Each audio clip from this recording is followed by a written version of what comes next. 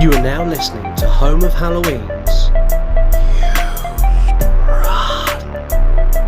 podcast. This is the horror movie review podcast run and controlled by you, the listeners. You want to die tonight? You choose the movies I review. You also get to have your say in the 3-word review. It's time you fucks contributed something to the cause. I promise you, you have never heard a podcast like this before, so welcome to the You Run podcast. Are we having fun now? No. Welcome to this very, very special edition, bonus episode of the You Run podcast. Today I'm going to be reviewing the movie 1BR, or Apartment 1BR if you're in the UK. This is, without a doubt, the most underdiscovered horror movie of recent memory, and it's fantastic. And I wish that more people had seen it, and I hope after you've listened to this show you will go and seek it out and watch this movie, because it is such a good psychological horror. It's so well put together, and I really hope by me bringing this to you, more people can discover and enjoy this movie like I have. Not only am I going to be reviewing it, I've got two exceptional guests on today that I'm honoured to have come on the show. I've got Alok Mishra, who is the producer of 1BR, and Naomi Grossman, who also stars in 1BR. If you've not seen 1BR before, you won't know Naomi from 1BR, but I guarantee you will know her. You will probably know her as Pepper from American Horror Story. And I'm joined by both of those guests later on today. Not only that, I've decided to bite the bullet, and I am going to take on Horror Not Horror and see if I can finally knock Bruce Martin off the top spot. He's held onto the title for the entirety of season 2, and I have the intention of pipping him at the post and taking it off of him. But before we get there, before we get to our guests, let's listen to the trailer and then review the movie. Haven't you been getting my calls? I've been busy. When are you coming home? I'm staying. They put that system in a few years ago after a break-in. Don't worry, neighborhood's a lot safer now. I just moved here. I don't really know anyone. What brought you to LA? Trying to start a new life. Missed one here. Any pets? Nope. You got it. We're neighbors. Hey, listen, we're having a barbecue. You should come. Welcome. We'd like to make this place feel like a real neighborhood. And we all kind of take care of each other here.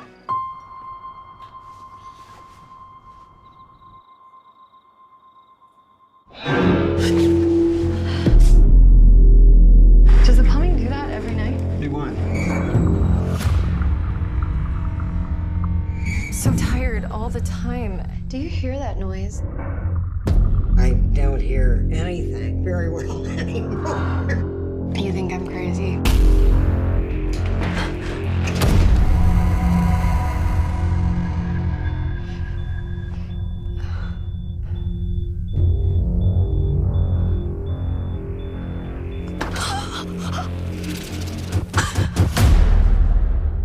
What are you doing? Run! Run! Help! I need help!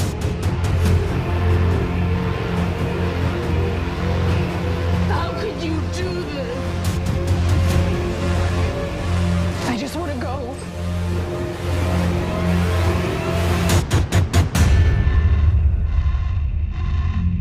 Please. Please, I just want to go home. This is your home.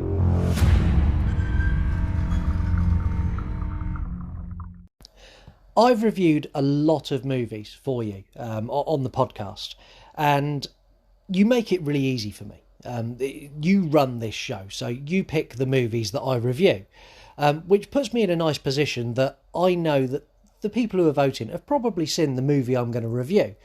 So I can talk about plot points and I can give away spoilers, and I can really dive into lots of things that I wouldn't want to do if you hadn't seen it.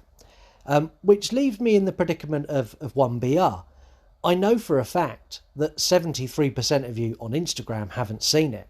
And I know there's a big chunk of people on Twitter who won't have seen it, and Facebook, and everywhere else people follow me, and all the people who listen to this podcast.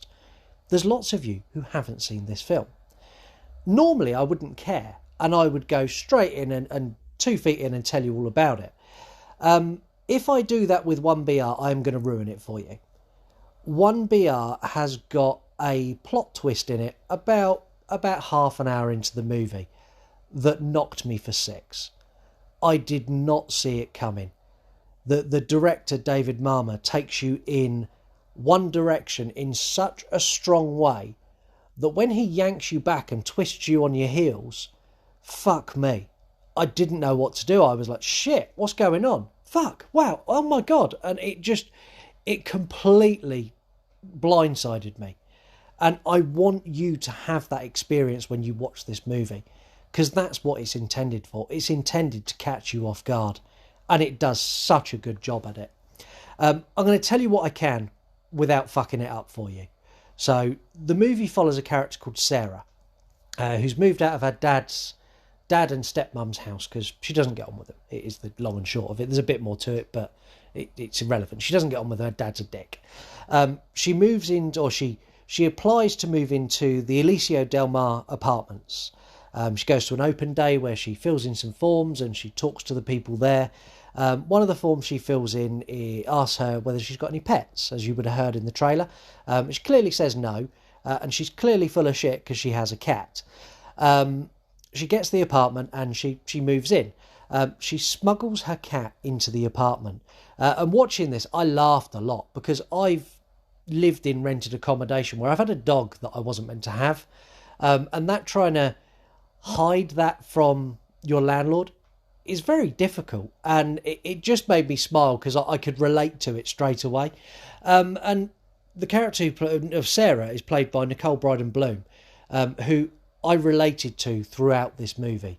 I'm going to go on record right now and say Nicole Brydon Bloom is a future Scream queen, and I'm not talking mid-level, I'm talking she is up there at the top. Give her a couple more movies and a couple more performances like this, and she will be up there with the best of them. Her performance in this, I would liken it to Sissy Spacek in Carrie. I would even go as far as to say that her performance rivals that of Jamie Lee Curtis in Halloween. Her acting ability is amazing. Her emotion she brings across on camera is what carried me through this movie. The first 20 minutes of this movie are relatively slow, and that's purposeful. It's done that way on purpose, so when they twist it, it catches you off guard. But without her being the lead in this, I don't think I would have been able to be pulled through it. Her acting ability alone dragged me into where the movie turns and when it becomes exceptional. So she moves into the apartment. After she's moved in, she starts hearing banging at night, and bumps and bangs, and it sounds like pipes, and there's moans and some weird noises. And she asks the other neighbours do you hear these noises at night? And their response is kind of like, what the fuck are you on about, crazy lady? I have no idea what you mean. It's silent. And you've got a character called Mrs. Stanhope, who's played by Susan Davis, who hits her with a classic line of, I don't hear much anymore now, dear, which I loved. Susan Davis in this made me laugh multiple times. I don't think that was her intention, but she reminds me of a family member who I've got, and I think she reminds lots of people of like a Nan type character. She very much reminded me of my Nan, and I loved that. I thought that was, for me, it was lovely. The supporting cast in this are outstanding. I'm not going to list them all off because there's too many. There were 2 standouts for me, one of which was Naomi Grossman, who's my guest later. She plays a character called Janice, who in the whole movie has probably got 6 lines, maybe 7. But when she's on screen, her interactions with Sarah influenced Sarah's character curve through this movie so much by doing so little. It's very, very similar to what Naomi Grossman does as Pepper in American Horror Story. It's that tiny little bit, but you instantly link with that character. And the other standout for me was Clayton Hoff, who plays Lester, who has very, very limited lines, but plays a very conflicted character who's struggling with a lot and delivers that in such a way that there's times you fucking hate him and you follow that with absolutely loving him. This movie is a standout for me. And I'm going to give it some scores. So I'm going to score it 1 to 10, as I always do. This movie is going to be the last movie I score. When we go into season 3, I'm passing it all over to you. But you'll find out more about that when we get to it. So this is the last one I'm doing. So I'm glad I've got a great movie to score. 1 to 10, 1 being fucking diabolical, 10 being the best movie I've ever seen, and 5 is average, middle of the road. This score's a 9 for me. It's so well put together. The cast is so good. The plot twist caught me so off guard that as soon as that twisted, I was 100% and more invested in this movie. Now I'm going to score it Fear. I score Fear 1 to 5. This sits in a really strange place. Now, if you have just moved into a shared house or a apartment complex, this movie will be terrifying. This movie will be a 4 or a 5 on Fear. If you're not in that position, I would probably say this is a 3. So I'm going to level it out and I'm going to give it a 4 out of 5. It's a scary movie and I think it's going to scare you. And what I'm going to do now is I'm going to find out what you thought about this movie, because some of you have seen it and I have managed to grab together just enough to give you this week's 3-word reviews. Hey, did you have a good time? Yeah. I still can't believe I got it out of all those people. I asked you for them. You delivered them. This week's 3-word reviews.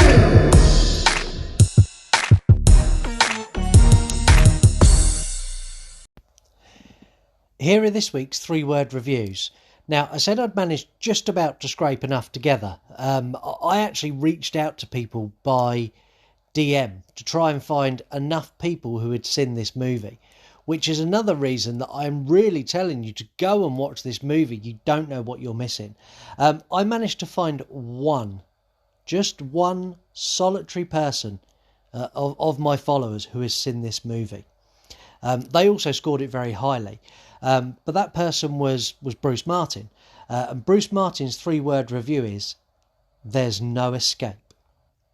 Now, I can't just give you one 3-word review because that doesn't warrant a segment on the show. So I'm going to give it my 3-word review, and I'm also going to give it the 3-word review that Lisa gave it when she watched it. So my 3-word review for this is the best horror twist. And I don't say that lightly. This really did knock me on my arse when it turned. And Lisa's 3-word review for this is fucking scary movie. This really affected Lisa. She enjoyed this movie. She rated it highly and she was scared of it, but she did not like it. It's a really unsettling film. And it's such a good film. A little bit about our 3-word reviewers this week.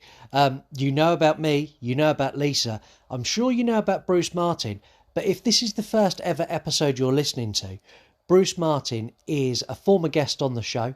He joined us back in season 2 for Jaws. He's also the current champion of our Horror Not Horror quiz. He's also got an incredible show over on YouTube called Tonight with Bruce Martin. Links to him will be in the bio for this episode. Please go and check him out. Please go and give him a follow. He's a great supporter of the show and a great friend. So please support him. And that was this week's 3-word reviews. Good night, neighbor. Good night, neighbor. Let's talk some facts on 1BR. There are some crazy, insane shit you would not believe facts for this movie, including a high-speed car chase with a production truck, last-minute cast changes of the main cast. And when I say last minute, we're talking days before they start shooting. I'm not going to tell you about any of those because I know that Alok and Naomi are going to cover those in a lot more depth and tell you a lot more about them. So I'm going to cover the things that I don't think they're going to talk about. I'm going to start off first with the name of the apartment complex. It's the Asilo del Mar Apartments. Asilo in Spanish actually means asylum. And for those of you who've seen this movie, you will understand the relevance of that. For those of you who haven't, that'll be a nice little thing that you can pick up on when you watch this movie. The production office for 1BR very early on burnt down in wildfires. So they moved the production of this movie to Alok's home. To produce a Hollywood movie of this quality from your home is outstanding. I can barely produce this podcast from my home. So hats off to Alok, because that is an achievement and a half. And it really, really is. Sarah's cat in this movie is called Giles.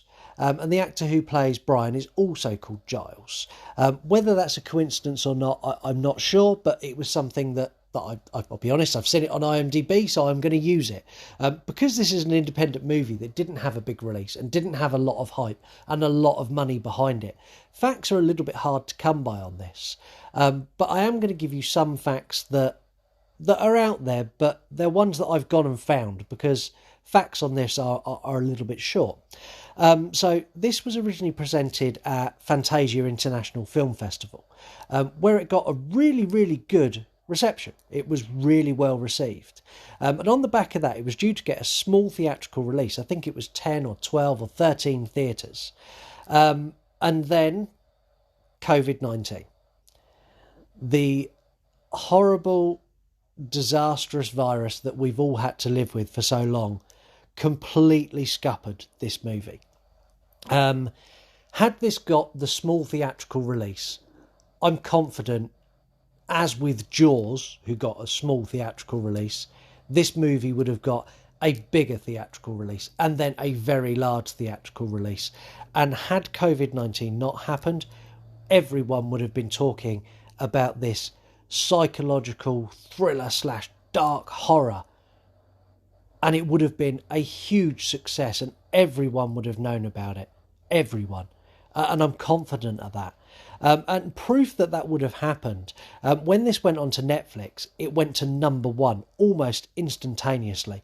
And it had a really good stint in the top 10 on Netflix as well, which on Netflix, to stay in the top 10 for more than 10 minutes is almost impossible.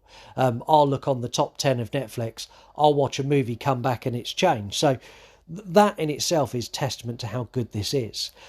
Also now, a couple of years after its release, on Rotten Tomatoes, it's still got a score of 88%, which for Rotten Tomatoes is a really, really good score.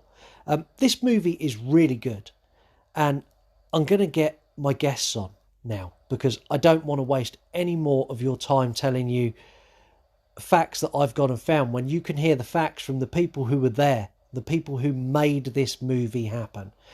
So those were this week's facts for 1BR. I'm now going to introduce my guest to the show. So my guest to the show today is the producer of this fabulous little movie that no one's heard of called 1BR, Mr. Alok Mishra, and star of 1BR and star of American Horror Story, Naomi Grossman.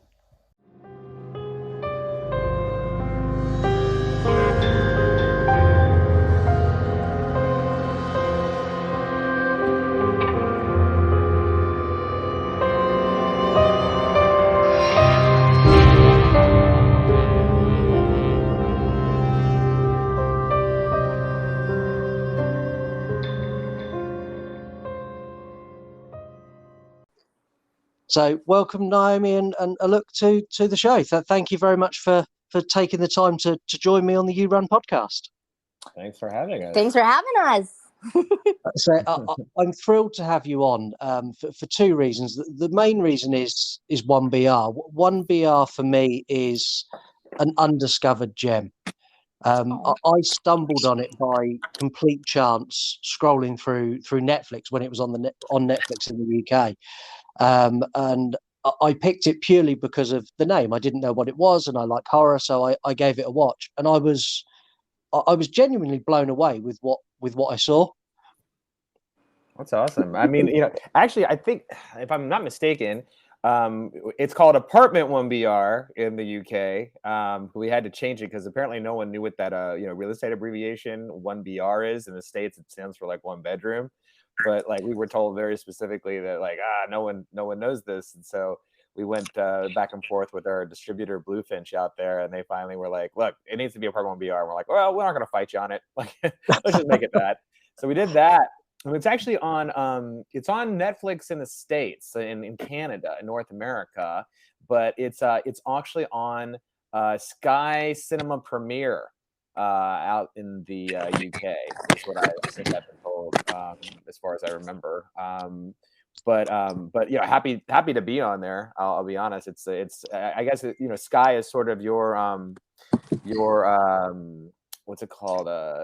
Your version of HBO, sort of. I want to say. Yes, Sky's kind of the UK's premier streaming service, effectively. It's so funny to me how we have to change. I mean, we speak the same language, and yet, like 1BR translate, it doesn't mean anything. I mean, it reminds me of when I was there in Edinburgh doing my show. I want to say it was at 11:10 p.m. and that didn't mean anything to anyone. I had to say like past 10. It was like you have some wacky way of saying 11:10. It wasn't like 10 past or something like that Americans would understand. I don't know. All I know is like I was like 3/4 through the run of my show, and I found out I'd been telling people like the wrong time the entire time. Oh, really? So I'm just lucky I had any audience at all, because I don't know how anybody knew to come see me.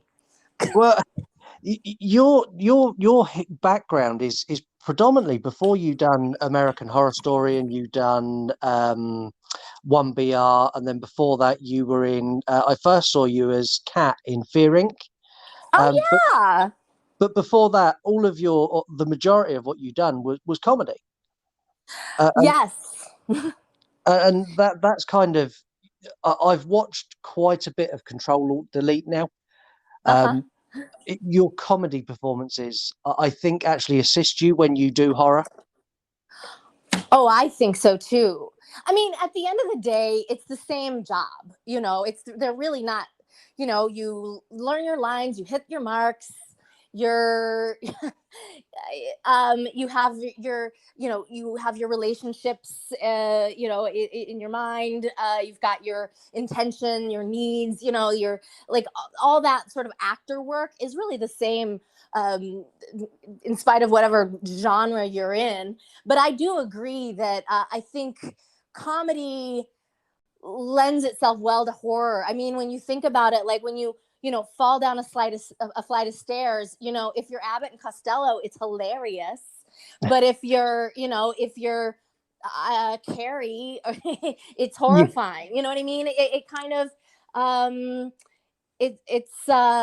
when you think about so many these like kind of horror icons, like I don't know, Freddy Krueger, for example. I mean, he's so over the top. A man with like razor hands, like it lends itself well. I mean, it literally like belongs in an SNL. When you think about it, it belongs. It's no different than a Coneheads or a Toonces the Cat, really. No, it's not. Just with a darker twist put on it. Sure. And yeah, it's how you recover from that fall. If you die, it's horror. If you you get up and then you slip on a banana peel and you do this and you do that, it's comedy. Yeah.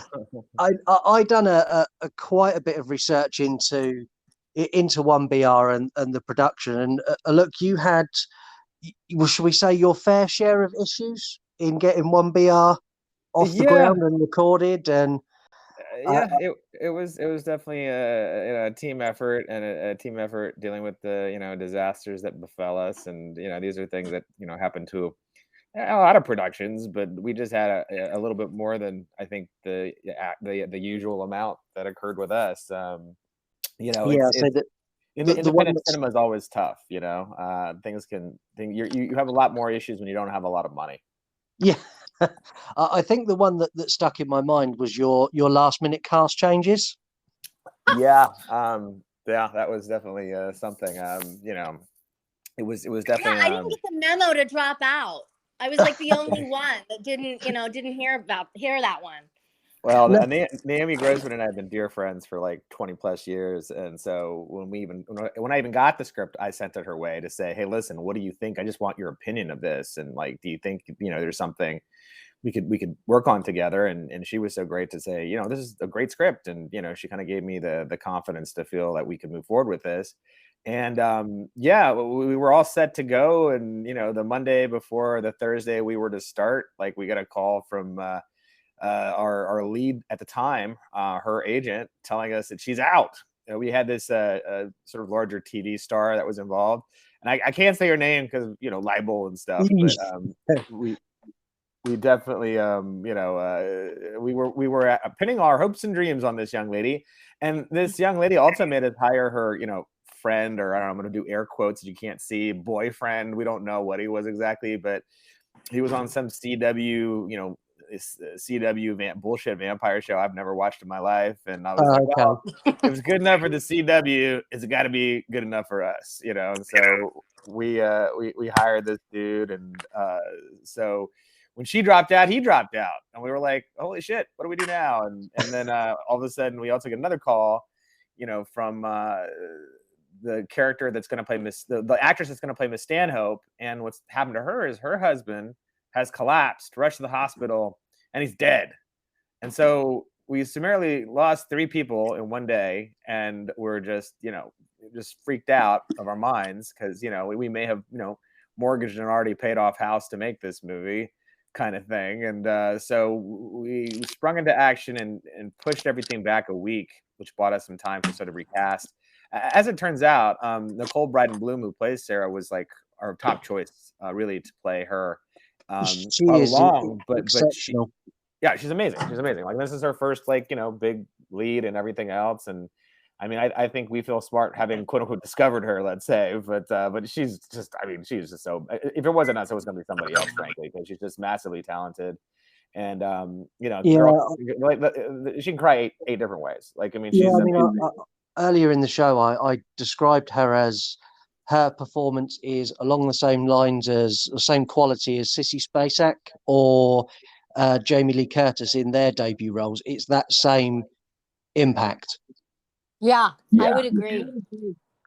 Yeah, And I think there's definitely a Jamie Lee Curtis thing with her for sure. As far as just having that sort of emoting that kind of those kinds of feelings just with her eyes and everything else. I mean, she's amazing. But yeah, so it was always our writer director David Marmer's first choice. She was really like all of our first choices. But then this other actress who had 4 million Instagram followers and whatever else seduced us away, and but we came right back to her. And Nicole lives in New York, actually, so she had to hop on a plane and get out here she got here by I don't know, Thursday or Friday, I want to say, of that week, and she got 3 whole hours to rehearse with David. That was it.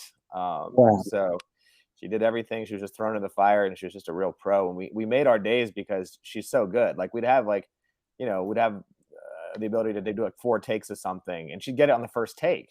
So we'd just be like, all right, well, make an experiment with this a bit, and try it a different way or whatever. It was just like, we made our days because she was just that good. And the cast was just that good. I mean, between Naomi and Taylor Nichols, who plays Jerry, and Giles Maddie, who plays Brian, and Celeste Sully, who plays Lisa, like all of them. Oh, and can't forget Clayton Hoff, who plays Lester. Like, all these people. Clayton Hoff, I was going to say, was one of my standouts. Naomi and Clayton Hoff as supporting cast who don't have a lot of lines, but when they do deliver something, is delivered so well, it adds to the movie. So for you, Naomi, what you brought to the movie, your lines weren't there wasn't a lot, but when you delivered something, it always had a purpose, and you played that kind of really friendly but also really sinister character so well.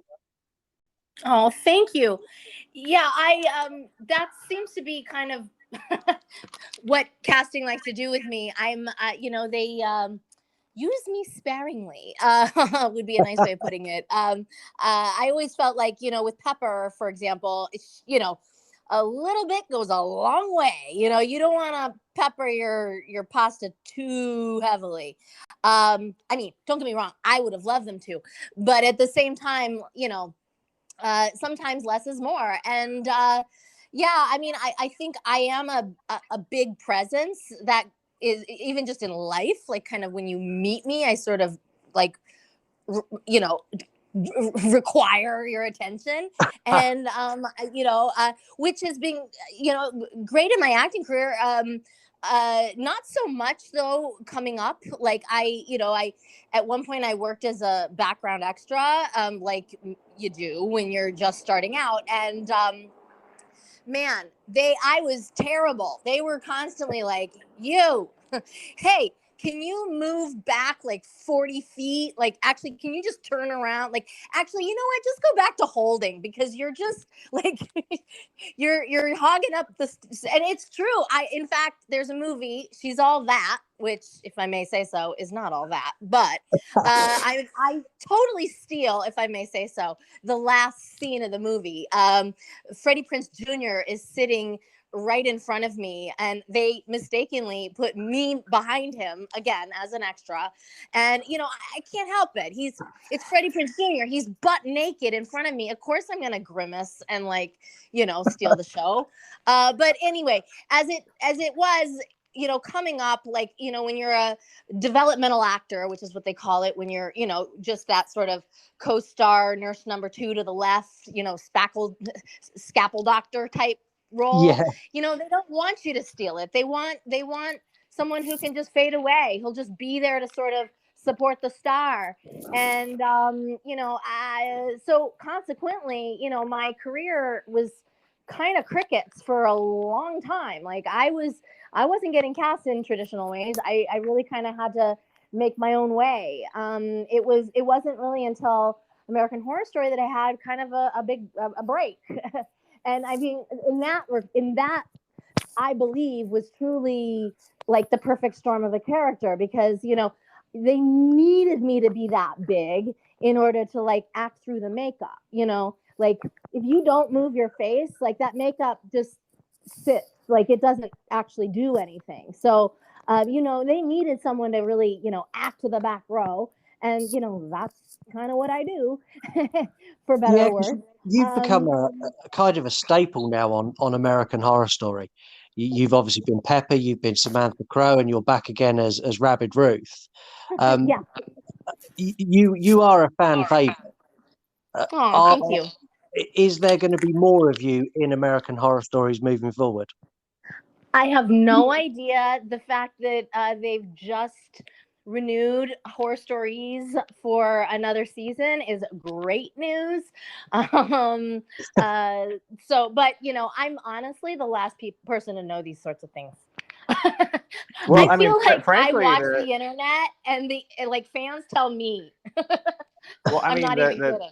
The truth of the matter also is that this next season of American Horror Story seems to be like this double feature that looks like some sort of vampire or some sort of what's it called?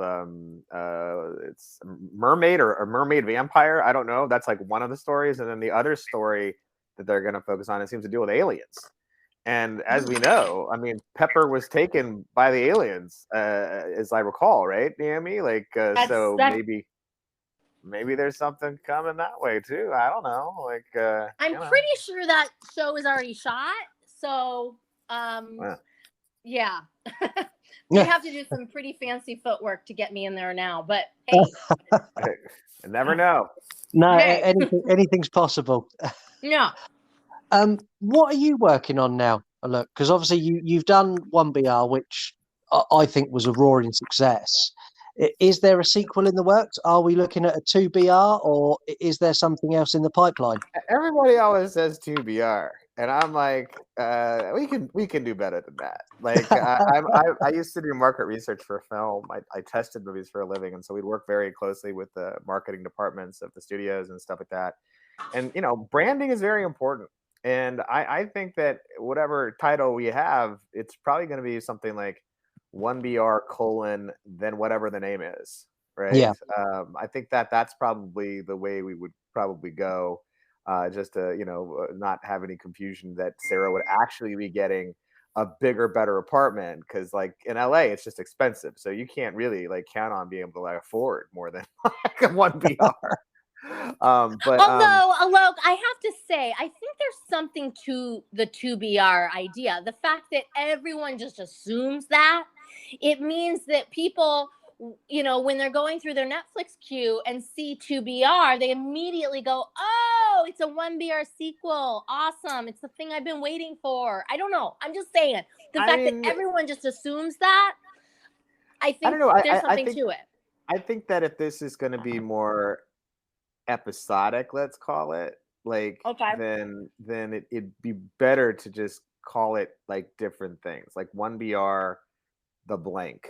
It could be called a lot of different things in terms of whatever the story would be about and stuff. And it has the added value of whenever people look up stuff on their cable system or video on demand or whatever else, especially stuff that is on like your on your direct TV or something like that, they do it alphabetical a lot of times, and that movie is going to be the first thing they see, because not only it's a letter 1, right, because they usually put numbers before they put letters, and it's a B. So we got 1 and B. It'd have to be a pretty weird movie to be able to beat us to the top of that list, let's say. So, yeah, I don't think there's any movies that are 1A something. Yeah, right. So I think that's another advantage that they have that's built in that would make us want to still keep it 1BR. I mean, all right, I don't fair think, enough. even if it's numbers, like 2 is not going to make a big difference either. Frankly, I think it'd be up to the top as well. But I did do a movie once. Sorry, I did a movie once where they changed the name from like Zombie Named Ted, because it Z, to like an accidental name, Zombie Named Ted, or something like that. It was like, what? Just so they could get to the top of the queue. So there is something to be said for that. Yeah, no, it's definitely the case. And Naomi and I always joke that the sequel should be called 1BR 2 Bath. Because if you're in a relationship, having 2 bathrooms is like paramount. Like it keeps the whole relationship fresh, really, is the idea, as another idea for a title. But as we joke, but it's called different things like all over the world. Like Naomi, what is it called in Japan? Madhouse. Yes, Madhouse. That's what it's called there. And then in Germany, I think it's called what was it? Willkommen to the nightmare. Yeah, that's what it's called there. And then Russia, it's like the girl on the first floor. And actually, I just found it. We just opened in Spain, by the way. Oh, no, it's not called but it's called like El Vicario or something. It means the neighborhood. Vecindario. Vecindario. Yeah. It means the neighborhood is what they're calling it. Mm-hmm. So it's on Movie Star Plus over there if anyone is in Spain listening, and you can. I do have listeners in Spain. There we are, and then they can watch it there now. Just recently, literally just came out like I think just the very beginning of August.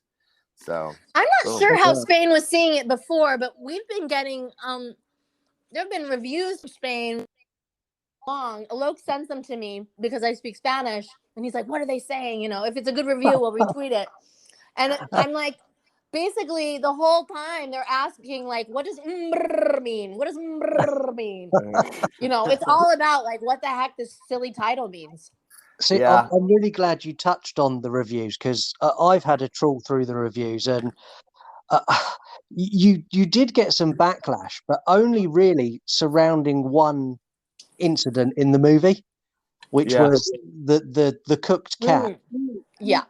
Well, Marmer wanted to do something worse to that cat, to be honest. Like he wanted to crucify that cat, and even I was like, we can't do that. I'm usually the one to say that's awesome. Let's do that. Let's do more of that. But yeah, it was something in the test screenings that came out that like I wanted to see that cat like pop out of the oven and its eye explode and all this stuff, but like 75% of the audience that we tested didn't want to see that, and the 25% that did want to see that were like the hardcore horror fans. Yeah. And the problem is that we don't have a hardcore horror movie. We at best have a psychological thriller that has elements of horror, but it's not like a hardcore horror movie. So that was the sort of that's the battle I lost. One of the things that I find, so I review a lot of movies and I do a lot of research and I read a lot of the 1-star reviews, and I've come to the conclusion that people give 1-star reviews don't watch the movie or don't understand what they're watching. So I've got a couple for 1BR, if you don't mind me reading them out. So I've got one here which is, but bear in mind this your movie is a horror and a psychological thriller. This is so disturbing to watch, don't watch it. It's a horror movie. What the fuck are they expecting? Right. Yeah, I mean, it's a lot of times we just get like, I watched up until you killed the cat, and after you killed the cat, I wouldn't watch another minute. Half a star. I'd give you 0 stars if I could. Like, Jesus Christ, that was literally the next review I had. They put the cat in the oven, so I stopped watching. So inhumane. Yeah, and there's people like, well, I don't know what's wrong with that David Marmor. Like, and David Marmor is the nicest guy you'd ever meet. Like, a quiet, well-spoken, introspective, just a big sweetie, right? And they're just like, he should be put in a mental asylum, and because he killed a cat. Like, But I just don't get it. First of all, he didn't kill a cat. And what is wrong with these people? Like, how many people die in horror movies? You know what I mean? Every second. Like, come on. I mean, you could pretty much almost kill a kid. And that's bad, right? But then you kill a cat, and that's far worse. Or a dog, for that matter. I mean, if you imagine if you kill a dog, like, it's too much. Yeah. Yeah, it is, and I find it so bizarre. So some of the things that upset people, and in 1BR, you even gave it away in the trailer. It isn't like it's a big surprise that was coming. Yeah. Right. No, we tried to make sure that people sort of knew in that capacity, and even like the first footage we ever released for the film, like when we were at Fantasia, we didn't have a trailer at that point, but the scene that we released was her waking up to the smell of something burning, and then like going out and obviously finding there was a cat, and then we didn't show the cat in that thing, but we got to the point that you could tell what was going on, right? And it got a pretty big reaction too. Yeah. See, I heard a rumor, I don't know how much truth in is it, that the cat was made of sausages that were rolled around on a dirty carpet. I mean, it certainly looked like it. I can tell you that it was not the. I was going to say it wasn't even a good prop. I'm not trying to throw the prop department under the bus. Yeah, I mean, they actually did a pretty good job, like 99% of the time. But that cat just did not look right, and it's a hunk of plastic, frankly, and it's I think still sitting in a box in my garage, frankly. It's still there, but in case it needs to make a repeat appearance or something. But it's just the most dreadful looking thing, and we had to like cover it up with if you notice that scene, there's it seems like there's a lot of smoke, obviously, but we had to like add in even more expensive CG smoke, let's say, right, to cover it up more because it did look so not great. So. Yeah. Oh wow, okay. And again, I thought that was a good touch to the film. I mean, I watched it with my wife, and that was the moment where she went, "Oh my god!" And that for me, for any thriller or any horror, it's the moment that it turns. It is the best bit of the film. That moment where you realise, oh, this is going to get really, really dark, and you don't give anything away. So there was a good portion of this movie that I thought it was going to be a ghost. Because you don't tease any other elements. I was like, oh, what's the bang? And it is she being haunted? And then when it turns, I was like, shit, what's going on? Yeah, a lot of people say that. It was very it was very purposeful in a way that it's sort of hidden, right? And people always say that. I mean, our whole fear was that we would lose people in that first 20-something minutes because. It's a slow burn at that point, right? And in fact, the first act was actually like 33 minutes, I want to say, and then we just like cut, just making micro cuts within scenes and everything else to get it to like basically 22 minutes, where everything then goes to hell for her, right? So it was definitely like very purposeful that we get to that place fairly quickly, in this scheme of things. But it was definitely something that I think kept people guessing. And then when we make that turn, like usually we have people at that point. They're gonna stay for the entire movie, right? Like it's Yeah, and when it turns, it really does turn dark really quick, and it gets really dark and really nasty really, really fast. Yeah. Well, we had some data. I mean, we had some data that we got through. There's a bunch of different people want to know how many people have watched you on Netflix and stuff like that, and they keep that information very proprietary. But there are companies that do sort of like the company that has Nielsen ratings, for example. They have a Nielsen tracker, and they're able to predict, how many people have watched your film and like how long they watched your film and stuff like this. And what we've been told is that, 75% of the audience watches it all the way through, which is really crazy because usually people check out. On Netflix, there's like 100 different things to watch, right? And people check out, and usually a movie of this type with like no big name stars and stuff like that. Not that Naomi Grossman isn't an amazing name star, but essentially, it's usually 30 to 35% that stay to the end. Well, we have 75% that stay to the end, so there's definitely a nice retention there and stuff. And we also know that the word of mouth is very strong for this film. I mean, like, look. We got to #1 on Netflix, and as many people as Naomi knows, and I know, and our friends of friends of friends, right? I don't know 88 million people, right? No. So at a certain point, like it had its own, it hit traction by itself, and people were telling their friends about it. And I'm not saying that I run our social media because there's like a lot of us that help out. We couldn't keep up. Like when we came out that first week on Netflix, we were in the top. We debuted in the top 5, got to #1. Stayed in the top 5 for 8 days, and the social media was nuts. Like, I mean, people were tweeting like crazy, and we definitely make it a point to try to to tweet. If someone mentions us and it says something nice, then we always say thank you, and we try to invite them to a dinner party. Typically, like Sarah was supposed to go to the dinner party, and then they get freaked out, and they're like, "Who's running this thing?" The community is running it. The community is all of us. See, and the end of it, the end of the movie, the way you left the movie with her coming out into the street and realizing it's not just her apartment, it's the entire sort of estate of apartments. That's left it open to so many possibilities. I mean, I would like to see Naomi back and actually take over the cult, and Naomi now be the head of the cult. That's what I would like to see for a sequel. I mean, she was kind of the queen bee, right? I mean, my husband's dead. I think I'm the obvious choice for that. Yeah. I would agree. You've earned it. Yeah, I mean, everyone's equal in the community until they're not, right? Yeah, it's obvious, like Animal Farm references going on, I'm sure, and whatever. But it's I literally just got a treatment for the sequel from David Marmor yesterday, so it's moving forward, and I can't say a damn thing about it. No, it's definitely moving forward. Oh wow, exciting! That's really exciting. Naomi, now's the time when we get off the call to ring a look back and give him your pitch for the leader of the cult. Yeah, well, we've already kind of discussed this.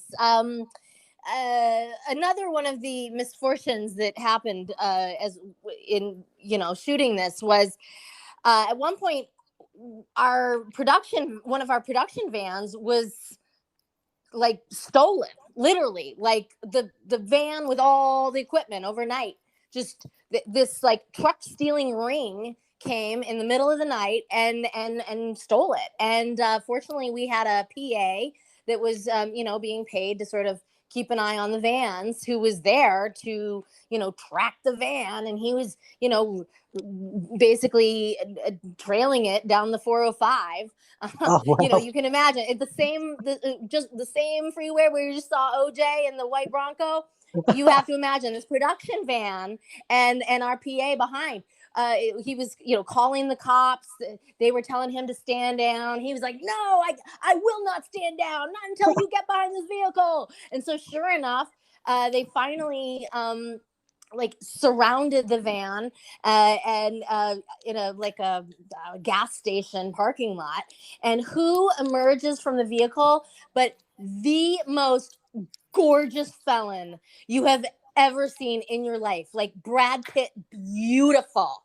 Oh, And really? and they basically, I'm not sure what came of him, but I know that he owes, Alok restitution. And we've talked about this. We've talked to, we could easily work something out. He could definitely work off, that what he owes in the way of, maybe a co-starring Yeah, role I or mean, something. Janice doesn't have a husband anymore, and Right. she's ready to experience and fall in love again. Really, is the Yes. idea. I mean, one BR, the Chronicles of Janice, right? Yeah. I'm going to need that's some where it could extra go. rehearsal, though.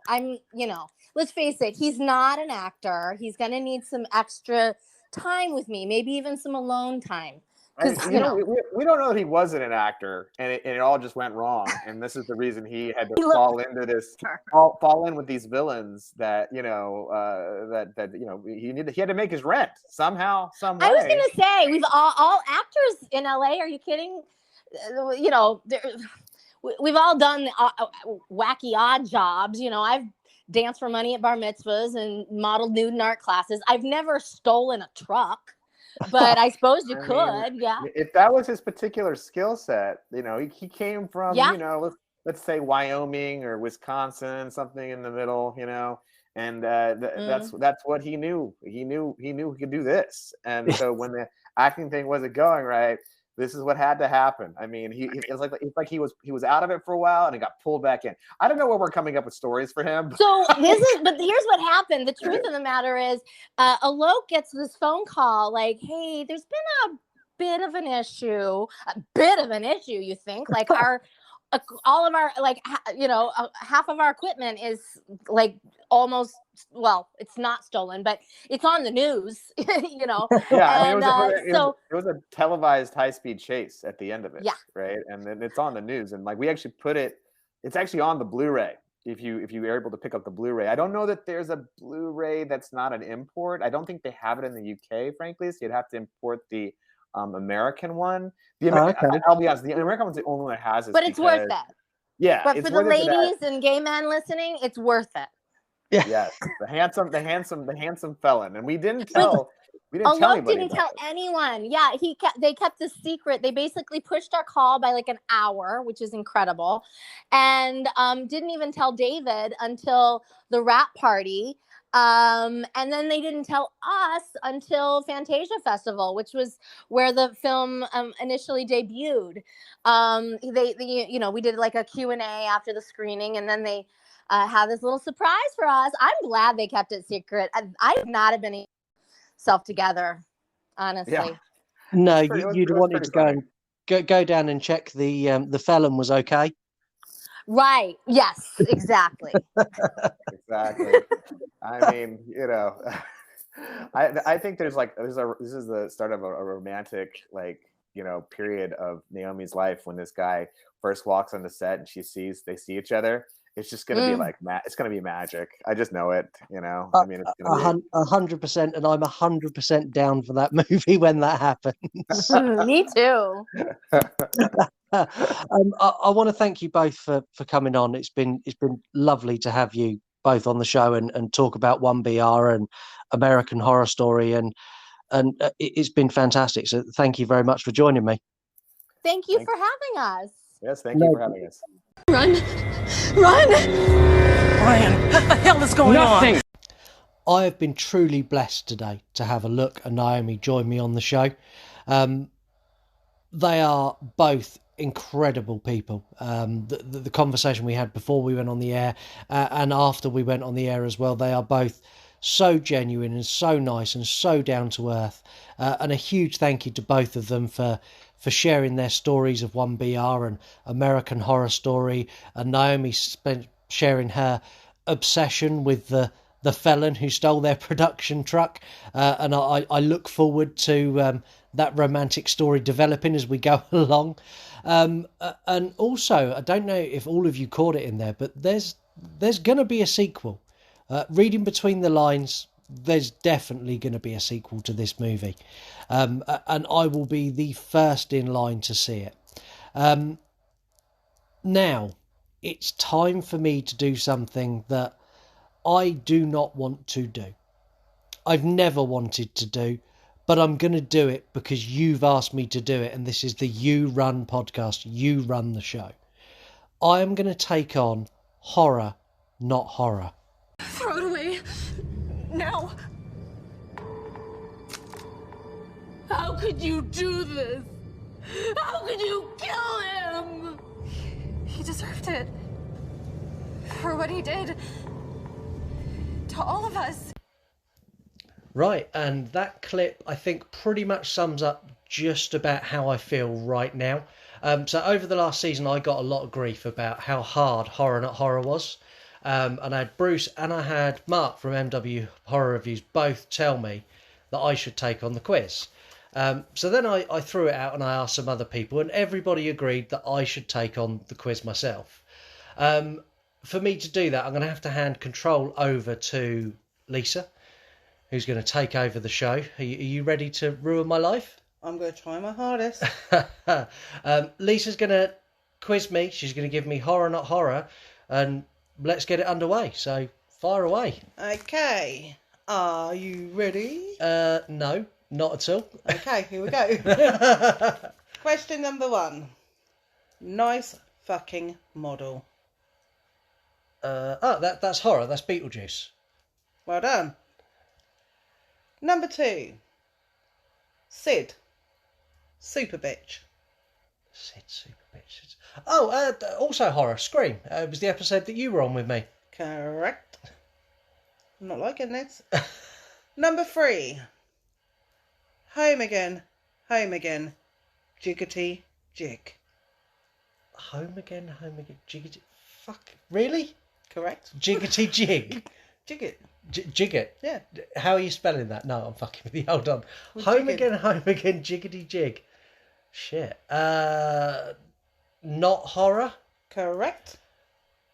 Home Alone. No. What was it? Blade Runner. Oh, fuck. Okay. Go Home on. What's next? Number 4. Because I was inverted. Because I was inverted. Where in the deep depths of hell of the internet did you find these questions? This come from my nephew's brain. Oh, God, well, Brandon. Yeah. Oh, fuck. I was inverted. I was inverted. It's not horror. It's Top Gun. Correct. Yay! Where did you pull that from? I saw the Top Gun trailer when I went to the cinema this weekend. I saw the Top Gun 2 trailer. Hey. Number 5. I do know your name. Oh, I do know your name. You do know my name. I do know your name. Your name's Lisa. I do know your name. You sure? No. I'm going to say not horror. What horror movie is that classic line from? The Conjuring. Oh, fuck. Of course it is. I do, so she's talking to Valak. That's it at the end. I do know your name. Bollocks. Yeah. Okay, go on then. Number 6. The enemy of my enemy is my friend. It's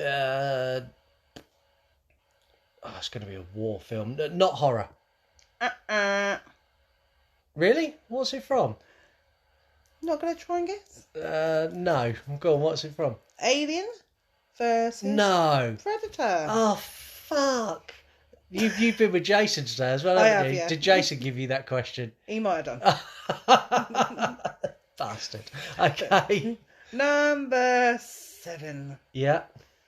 Not my gumdrop button. Not my gumdrop what? Not my gumdrop buttons. Button. That's not horror, and that is Shrek. Incorrect. Not my gumdrop button.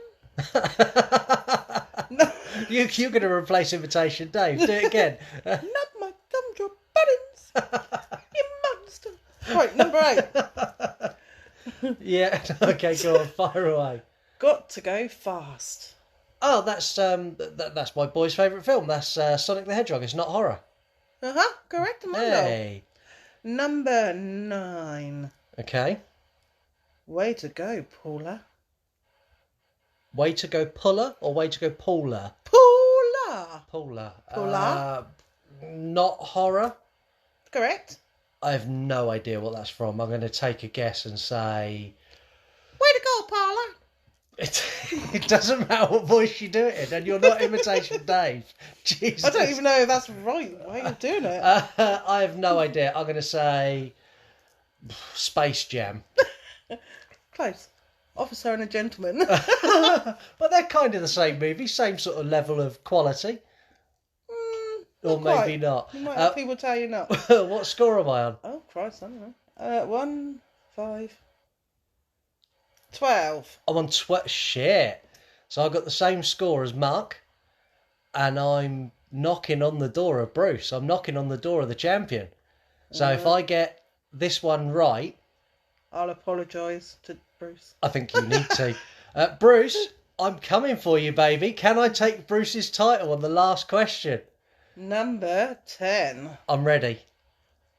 I do wish we could chat longer. I don't. I'm really not enjoying this. I do wish we could chat longer. And I ate his liver with some fava beans and a nice glass of Chianti. It is Silence the Lambs. It's horror. I'm having a friend for dinner. It's Silence the Lambs. It's horror. Correct. So that means I scored 14. You scored 14. That means I'm the horror not horror champion. Uh-oh. Sorry, guys. Bruce, you can keep the crown, because this is only for fun. It was to prove that I could do it, and I'd done a hell of a lot better than I thought I would. And I don't know how you knew that. Some of them. Yeah, a lot of them, though, I think because you got help from other people as input. I can't believe I didn't get the Alien versus Predator one. I'm never going to live that down. No. Yeah, and I would never have got the Top Gun one had I not been to the cinema and just seen the trailer for Top Gun 2, Maverick. Top Gun 2. That was this week's Horror Not Horror, and the very, very, very last time this quiz is ever going to be played. Thank you to everyone who played this quiz in Season 1. So Season 1, in Season 2. I really enjoyed this quiz. As we move into Season 3, there is a new quiz that's going to replace it, which is infinitely harder. And one that I have no intention of playing myself before you start asking. And let's get on with the show. Oh, you cheeky bastard. Well, that pretty much rounds everything up. Well, just about.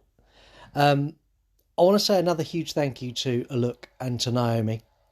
What they brought to the You Run podcast was outstanding, and I genuinely cannot thank them enough.